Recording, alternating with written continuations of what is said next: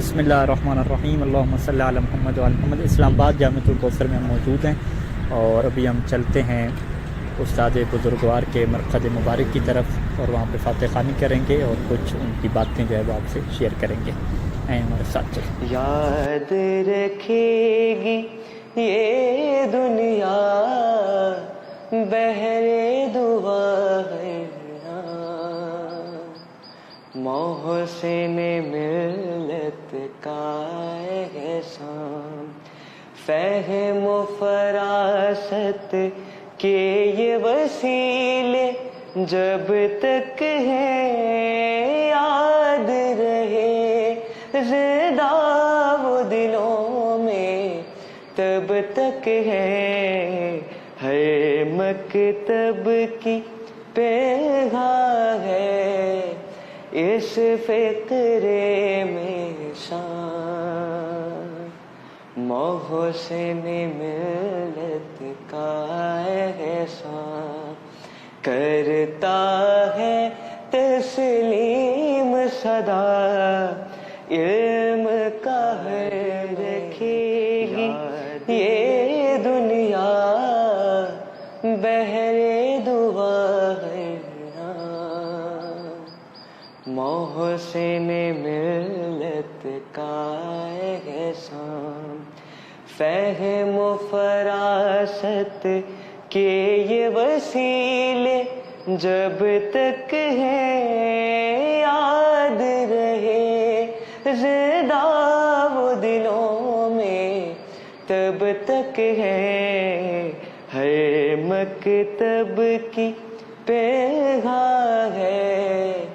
इस फिक्रे में शान मोहसिन मिल्लत का एहसान। बिस्मिल्लाहिर्रहमानिर्रहीम। नाज़रीन किराम, आज हम मौजूद हैं मोहसिन मिल्लत उस्ताद बुजुर्गवार शेख मोहसिन अली नजफी नव्वरल्लाहु मरक़दहू के मरकज़ मुबारक पर मौजूद हैं और हमारे पास मौजूद हैं मौलाना मोहम्मद तकी हाशमी साहब। आप मुताल्लिम हौज़ा इल्मिया नजफ़ हैं और आपको ये एज़ाज़ हासिल है कि जब जामिअतुल कौसर बन रही थी आप इसके इब्तदाई तालिब इल्मों में से हैं। आज हम इनसे पूछेंगे कि इस जामिअतुल कौसर के हवाले से उस्ताद बुजुर्गवार शेख मोहसिन मिल्लत नव्वरल्लाहु मरक़दहू के क्या खिदमात हैं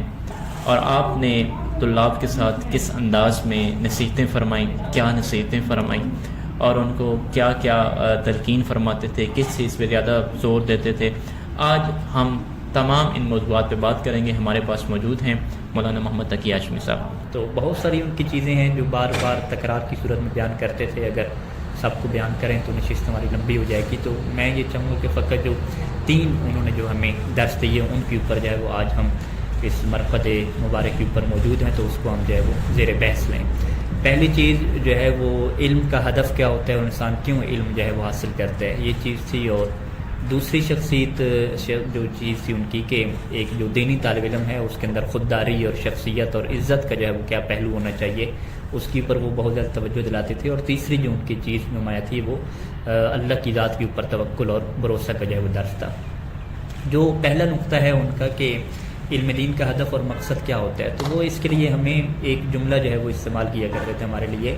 कि वो कहते थे कि इंसान जो भी नेक अमाल करता है और अच्छे अमाल करता है, चाहे इंसानियत की खिदमत हो या इबादत हो या कोई भी मामला हो,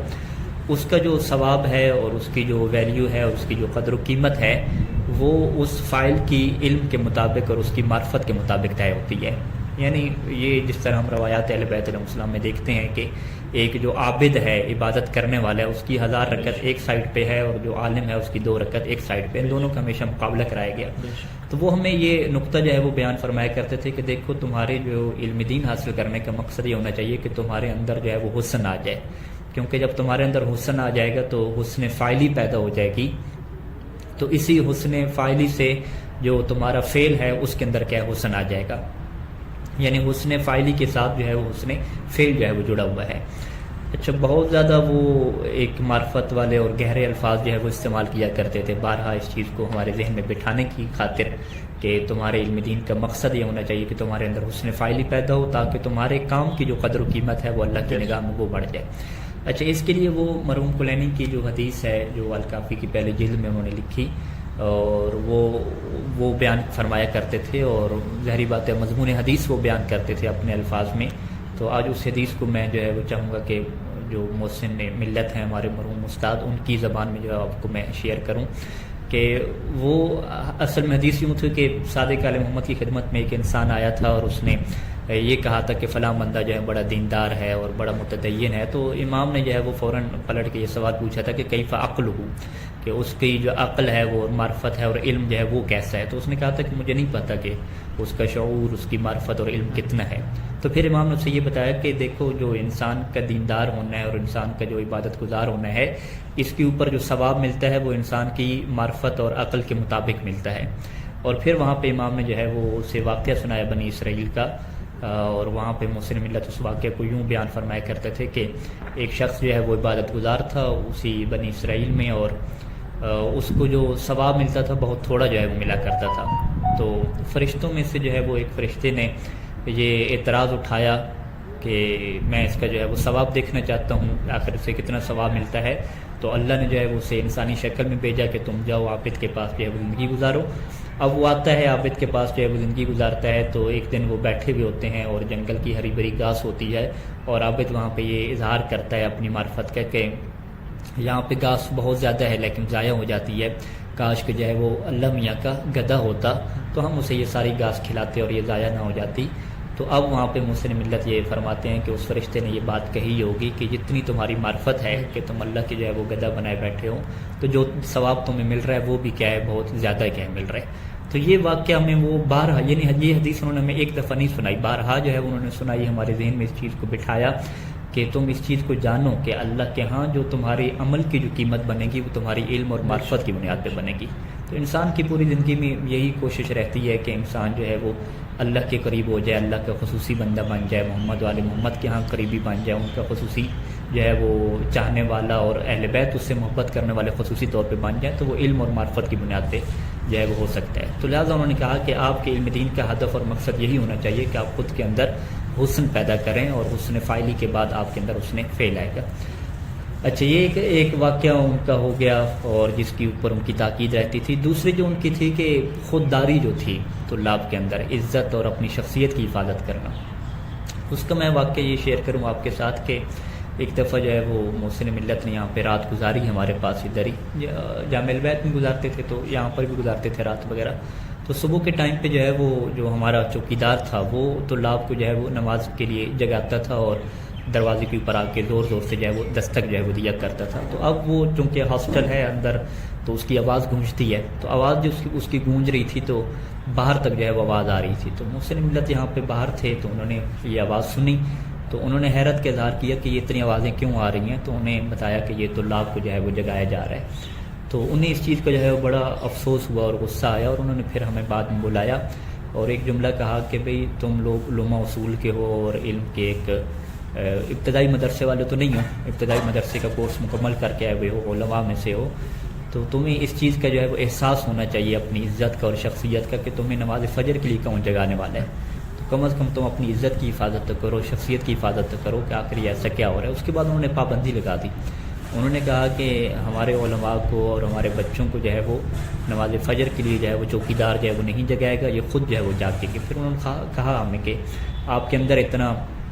مضبوط ارادہ ہونا چاہیے اور مضبوط آپ کو ارادوں کا مالک ہونا چاہیے کہ آپ خود کو بیدار کر سکو اور خود کو جو ہے وہ آپ کی جانا چاہیے. اس حوالے سے یعنی انہوں نے بارہا تاکید کی. اور جب ہم نجف جا رہے تھے تو نجف میں بھی انہوں نے یہی کہا کہ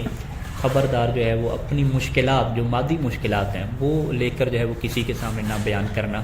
کہ ہم پاکستانی ہیں اور ہم طالب علم ہیں اور یہ ہماری مادی مسائل چل رہے ہیں. اس کے حوالے سے انہوں نے خودداری کا اور عزت کا جو ہے وہ درس دیا کہ آپ ایسی پرابلم جو ہے وہ کسی کے سامنے جو ہے وہ نہیں رکھیں گے مادی طور پہ. خود یہاں پہ بھی ہم اس چیز کی نصیحت جو ہے وہ کیا کرتے تھے. اچھا، یہ دو چیزیں ہوں گی. اور تیسری چیز جو میں مختصر یہاں پہ بیان کروں کہ جو توکل کی کیا منزل تھی، یعنی وہ کہتے تھے کہ جب آپ یہ بات طے کر لیتے ہیں کہ آپ ایک صحیح مقصد کے اوپر ہیں، اس کے لیے محنت کر رہے ہیں، اور پھر اس کے اوپر آپ اللہ کے اوپر توکل کریں کہ آپ کی جو رزق روٹی ہے اور باقی جو عزت ہے اس کے لیے جو ہے وہ اللہ آپ کے لیے کافی ہو جائے گا. اور وہ یہ جملہ میں کہا کرتے تھے کہ دیکھو لوگوں کی معرفت جو ہے نا اللہ کے متعلق بہت کم ہے. وہ یوں کہہ دیتے ہیں کہ جی ہمارے پاس تو سب کچھ ہے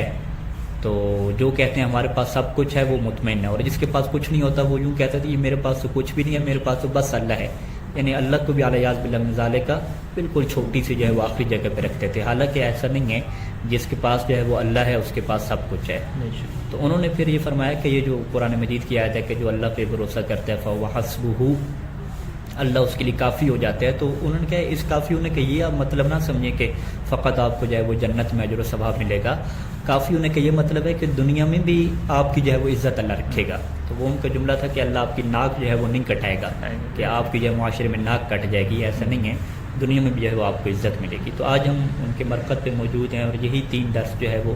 ہم تازہ کر رہے ہیں کہ علم دین کا ہدف اور مقصد یہ ہو کہ حسن فعلی پیدا ہو، کیونکہ حسن فعلی سے حسن فعل آئے گا۔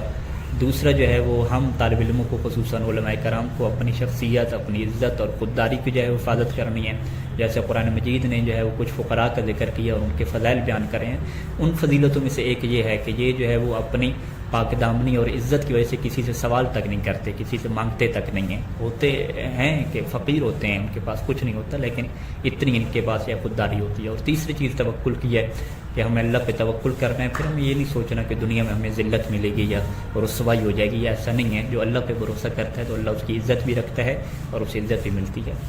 تو یہیں پر ہم کیا گفتگو کا اختتام کرتے ہیں۔ ماشاء اللہ جی، بہت ہی خوبصورت انداز میں